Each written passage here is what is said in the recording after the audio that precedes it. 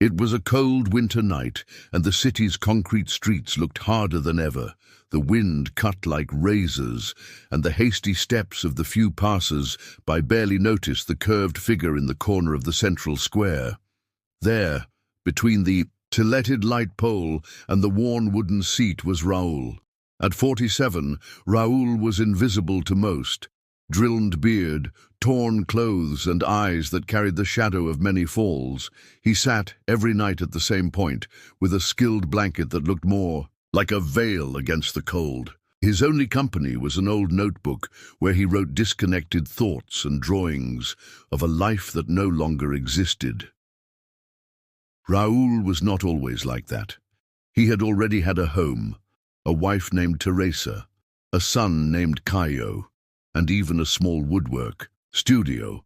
But fate, cruel and relentless, took everything in a breath, a fire, a tragedy. In a single night, he had lost his family and the floor. Since then, he had wandered as a soulful soul, living on the solidarity of strangers and the hope of a new beginning that never arrived. That night, he had gotten 2 sleeping breads and a bottle of warm tea, donated by a kind girl who worked on the night's shift. He sat carefully, straightening the blanket around his knees, and thanked him in silence. But something that night was different.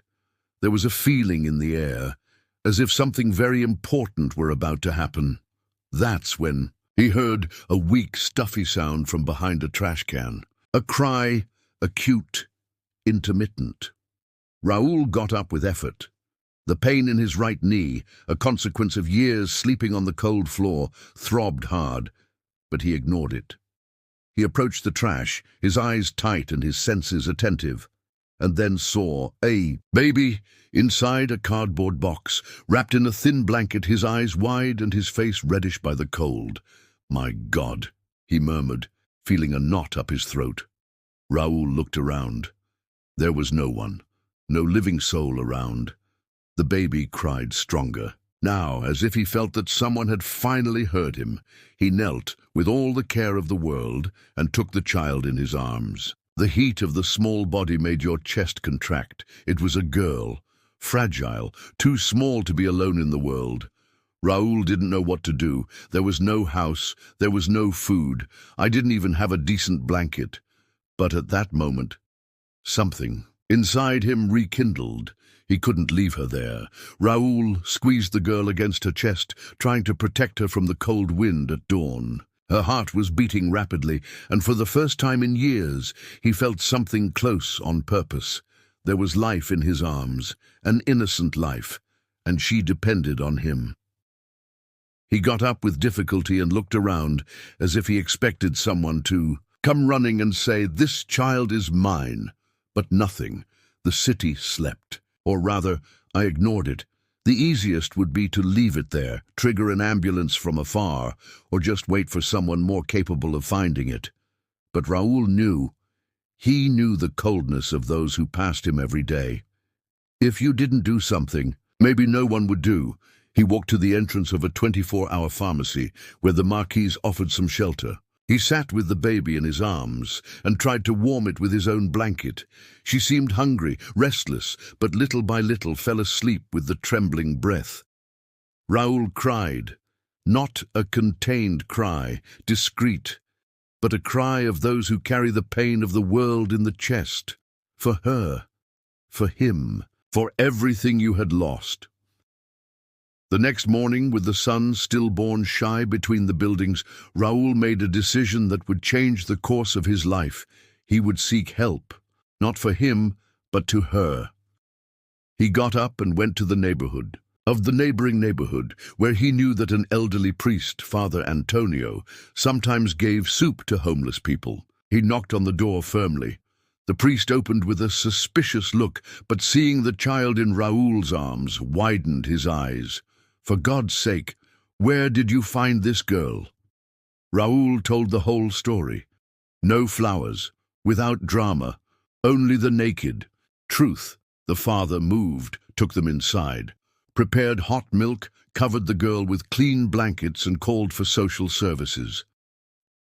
Raoul was installed in a small room at the back of the church. It had a narrow bed, a sink, a window overlooking the courtyard. It was modest, but to him it looked like a palace. For the first time in years, he had a fixed ceiling on his head. The girl, whom she provisionally named Sophia, was under the care of the social worker, but the priest insisted so that Raoul could see her every day. Gradually, the shelter team realized something. The child reacted differently with Raoul. He cried less. He used to smile. It looked safe. In the following days, Raoul began working in the church. He swept the courtyard, cleared banks, washed dishes, helped serve the homeless. Working with his hands brought back a sense of dignity that he had not felt since first of all collapse. But the road was long. Raoul faced looks of distrust. Some saw him like a threat, others as a lost case. He heard whispers, he realized as they looked away as he passed him. Still, it didn't stop. Sophia was her motivation. Every smile of her, every step she took when he was around, was a lit flame in the dark. He read children's books for her. He learned to change diapers, prepare bottles, tell stories. It was like reliving everything he had lost, with his own son years ago before the tragedy. Yes, there was a tragedy, one that Raoul never told, not even the priest. But each time I looked at Sophia, I felt that life was giving her a chance of redemption. It was determined. He would get a formal job, regain his dignity, and fight for his guard. A volunteer lawyer offered to help him. He said it wouldn't be easy. Raoul needed to prove stability, housing, income. But it was possible. With the help of the priest, he began taking courses at night, learned basic computer science, received donations from clothes and new documents. And after months of struggle, he got a job of general services assistant at a public school. He arrived early, swept the courtyard, washed bathrooms, cleaned rooms with almost sacred dedication. It was invisible to many, but not for the teachers and students who noticed their sincere smile and their kind way with the children. One day, a teacher saw Raoul reading to a group of students in recreo. He cried in silence, and he spoke to him. To the director, this man has more educator soul than many with diploma. Time has passed. Raoul kept the routine with discipline. Work at school in the morning, church service in the afternoon, study at night. When he could, he passed the shelter to see Sophia, who now called him Uncle Raoul with his eyes shining. It grew fast. I ate better, slept better, smiled more. The trauma still appeared in nightmares or moments of silence, but the connection to Raoul seemed to heal her gradually. At school, students started calling Raoul Uncle too. He became a reference. The man who always said good morning, who helped tie the shoelaces, who carried the boxes with heavy books and told funny stories. Everything seemed to fit in. But the past, he always finds a way to come back. On a cloudy morning, when he arrived, at school, Raoul was approached by a civil police officer. "Is you Raoul Antunes da Silva?" "Yes, it's me. Something happened? I need you to come with me to the police station." Raoul froze. His hands sweated cold. He felt naked, as if all his sins were being dragged back to the surface. At the police station, he was informed an ancient investigation was being reopened, a case of theft of a carrier, which occurred for almost 10 years. One of those involved, recently arrested, had quoted Raoul as an accomplice. Raoul was silent. "I never participated in any assault," he said firmly, but the evidence pointed against him. His name was in the records of a leased car used in the escape, an old address that coincided with the location of one of the criminals. It was little, but enough to raise suspicions. He returned home, desolate. The fear of losing everything that had built swallowed him inside. The priest tried to reassure him. He said he trusted him. The lawyer also believed Raoul's innocence, but knew that justice was slow and not always fair. For weeks, Raoul lived with anguish. But it was precisely at this moment that his support network was stronger than he had ever imagined. The school teacher wrote a letter. The parents of the students made a petition. The director recorded a video testimonial. The priest joined testimonies. Even the children wrote tickets saying why Raoul was important to them. The case was closed for lack of evidence. But for Raoul, the fright served as a reminder. The past was not just a distant memory, it was a living scar, always lurking. He knew that if he really wanted to fight for Sophia, he would have to continue to walk his way with even more firmness, more light. The fright of the process made Raoul rethink everything. More than ever, he wanted to give Sophia a definite home. The shelter was good, caregivers did the best they could, but Raoul knew nothing replaces the heat of a family, a real home. He went to the guardianship council and expressed his wish. I wanted to ask the girl to ask for the girl. Legally, the social worker looked with surprise. Do you know what that means, Raoul? It is a long process. It involves visits, evaluations, interviews with psychologists, and well, your history, I know, but I'm not afraid. Sophia is my responsibility. I was put in her life for a reason. And I go to the end. The procedures began. Raoul received home visits. Psychologists talked to him. They evaluated their routine, their emotional stability. The priest provided statements, the school as well. The shelter sent reports. Sophia, during the supervised visits, ran into Raoul's arms. He said he wanted to live with him. The bond was clear, undeniable, but the shadow of the past still weighed. One of the prosecution members hesitated to approve the guard. He quoted the years Raoul lived on the streets. It spoke of the investigation, even though it was already filed. He argued that for a traumatized child, any instability was a risk. Raoul heard everything in silence. Then he asked for the word. I know I made a mistake in life. I know I walked through paths that don't be proud. But every day in the last 2 years, I get up at 5 in the morning. I work, study, serve. I take care. And I love that girl like my daughter. There is not even a second that I hesitate. She is my mission. And if this is not enough, then I don't know what I can offer beyond my own soul. There was silence. Days later, the decision arrived. The provisional guard was granted. Raoul cried like never before. He took Sophia by the hand, and together they entered the small house. For the first time as a family, she ran through the room, touched everything as if it were magical. He looked at Raoul and said, Now I have a house. And a real father? He hugged her tightly. Now you have it all, and much more. With the provisional guard, Raoul and Sophia began writing a new story, a completely different chapter than either. One had imagined when they met that storm night. The mornings now smell fresh coffee and warm bread. Sophia made a point of preparing breakfast next to Raoul, even if she sometimes spilled milk or burned the toast. For her, it was a sacred ritual, eat with her father. Raoul took her every day to school. He had learned to do hairstyles, watched tutorials on the internet to braid her hair the way she liked it. Sometimes it was crooked, but she laughed and said it was beautiful because it was he who did it. Dad, when you were a child, did you have a father who braided your hair too? He smiled sadly. No, daughter, but everything I didn't have I want to give you. And more. During the day, Raoul worked at a bakery. The owner, sensitized by his story, gave him a fixed vacancy. At night, Raoul studied. He enrolled in a course of youth and adult education, determined to complete his studies in adolescence. Sophia, in turn, flourished. At school, your grades have improved. Won medals in reading competitions. He began to participate in theater, learned guitar.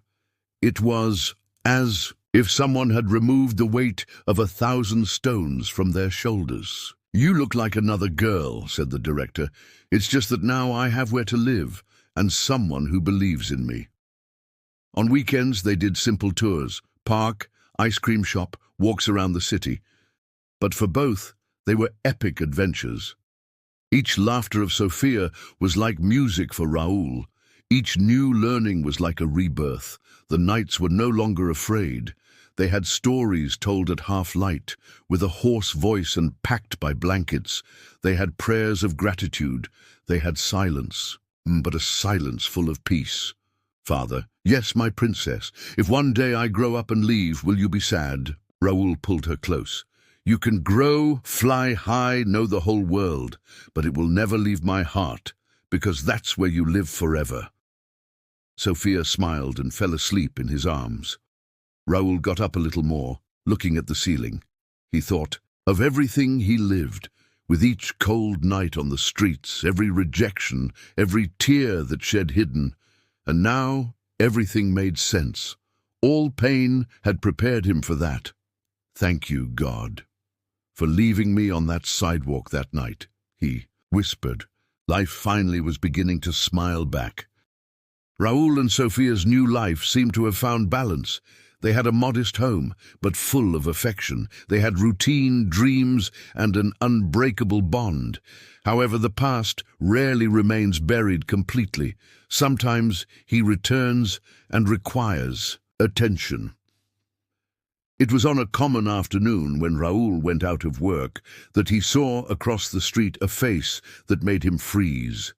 Slucked grey hair, the floor still carrying arrogance despite the decay. It was Ottavio, the man with whom he had divided years in the streets, and who one day sold drugs and explored children in exchange for money. Raoul squeezed his step, trying to ignore. But Octavius saw him, smiled, and crossed the street as if he met an old friend. Well, well, if it's not the savior, he said, ironic. Okay now, huh? Clean clothes, even smell of soap. Raoul remained silent. And that girl, the little girl you rescued, does she continue with you? Raoul's blood boiled. Don't say her name, never. Calm down, buddy. I'm just pulling chat. But if you want to keep all this you have, you'll have to collaborate. Do you understand? Raoul stared at Ottavio with anger and fear. Are you threatening? Me, I would say. Giving you a chance to keep peace. Do you really think someone like you can hide a dirty past forever? Octavius left him with a ticket, a phone number, and a warning. Think about it, or everyone will know who you were and who she is. Raoul returned home with his heart to the heels. Octavius's presence was a shadow that threatened everything he had rebuilt. At night, he didn't sleep. He spent hours sitting, looking at Sophia, sleeping, feeling powerless. The next day, he sought help. He went straight to the Guardianship Council, told the meeting and asked for guidance. He also spoke to a bakery, friendly police officer, who encouraged him to register a threat and extortion attempt. But Raoul was more afraid of losing Sophia than being arrested. He feared that if someone was overwhelmed his past, even though he changed, society judged him as unworthy to be a father. It was then that he decided something. If it was to fight, he would fight truthfully. At Sophia's school, she asked to talk to the principal, told everything, your life on the streets, your history, the informal adoption, and the threat. The woman thrilled, held her hand. Raoul, we believe what you are now, and if it reaches the media, maybe your story inspires. Don't destroy. With support, Raoul denounced Ottavio, and he found that he was sought in another state for similar crimes. In a quick operation, Ottavio was arrested. But the case drew attention. A journalist discovered the story, and instead of cheap sensationalism, she offered something different. Telling the trajectory of Raoul and Sophia in a documentary, Raoul hesitated. What if it hurts my daughter? And show the truth, heal others? He accepted. And the story of the man who left the streets to become a child's hero viralized. But more than likes, it brought empathy. Parents who once suspected Raoul began to greet him. Children admired him. An NGO offered Sophia scholarship, and Raoul was invited to give lectures to at-risk young people, all because he had the courage to face the past-facing and protect the present with love and truth. Sudden fame could have been a weight. It could have transformed Raoul and Sophia into distant, unrealistic characters. But on the contrary, she brought them even closer to the community and herself. Raoul, now respected as an example of overcoming, did not let success go up. He was still working at the bakery, waking up early, cleaning the ovens, serving coffee with the same shy smile. But now, customers called him by name, and from time to time they asked for advice. Sophia, in turn, flourished. It was in high school, studying hard. I dreamed of being a psychologist. He said he wanted to help other children who went through trauma like hers, and no one doubted he could. On Sunday afternoons, they sat together to write memories. Raoul told his street stories, and Sophia wrote them. It was the project of a book, not to make money, but to leave something registered, a testimony. The NGO that had been delighted with their history offered Raoul a new opportunity to coordinate a shelter for homeless young people.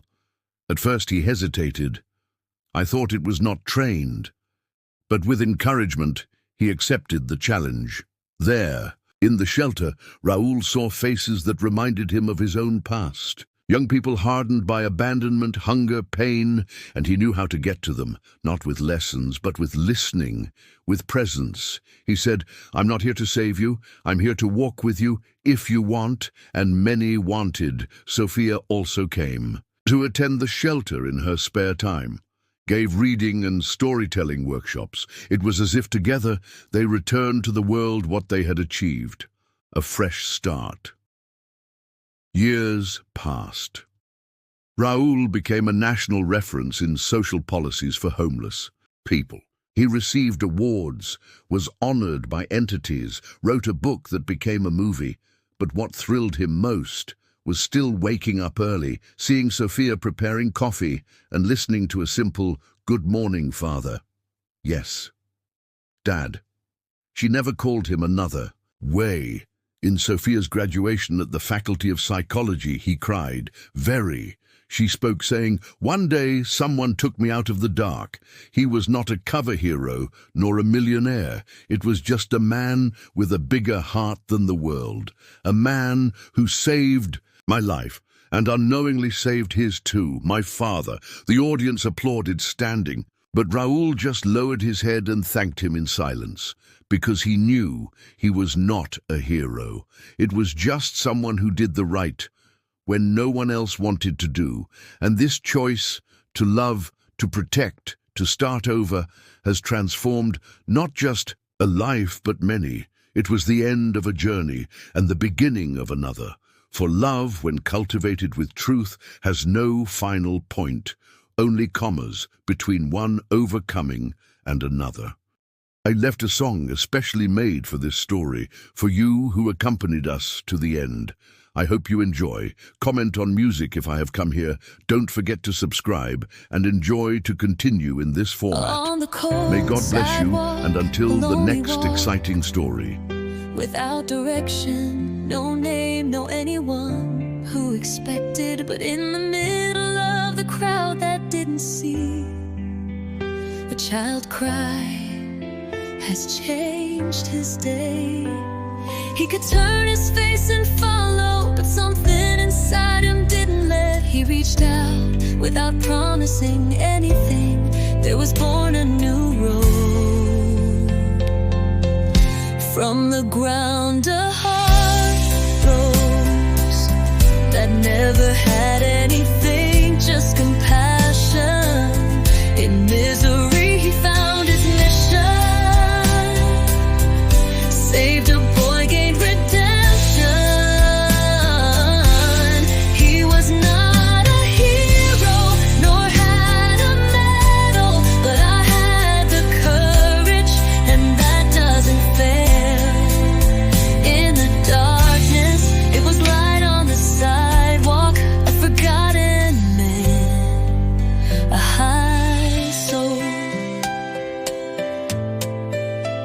divided the bread, the blanket, the shelter.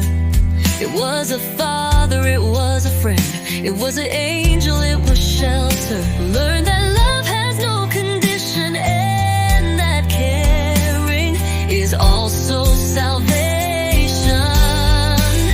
Each hard step became poetry when the boy's smile was reborn, and between the trash found its value. In innocence he discovered love. From the ground a heart rose that never had anything, just compassion. In misery he found his mission, saved a boy, gained redemption. He was not a hero, nor had a medal, but I had the courage, and that doesn't fail. In the darkness, it was light on the sidewalk, a forgotten man, a high soul. And today the world knows its name, not for riches, but for being a man. The one who saw beyond the mirror and did it out of nowhere. Your own home miracle. From the crown was raised from the ground that never had anything, just compassion. In misery he found his mission, saved a boy, changed his song. He was not a hero, nor had a medal, but I had the courage, and that doesn't fail. In the darkness, it was light on the sidewalk, a forgotten man, an enchanted soul. It was just a gesture, but it changed everything.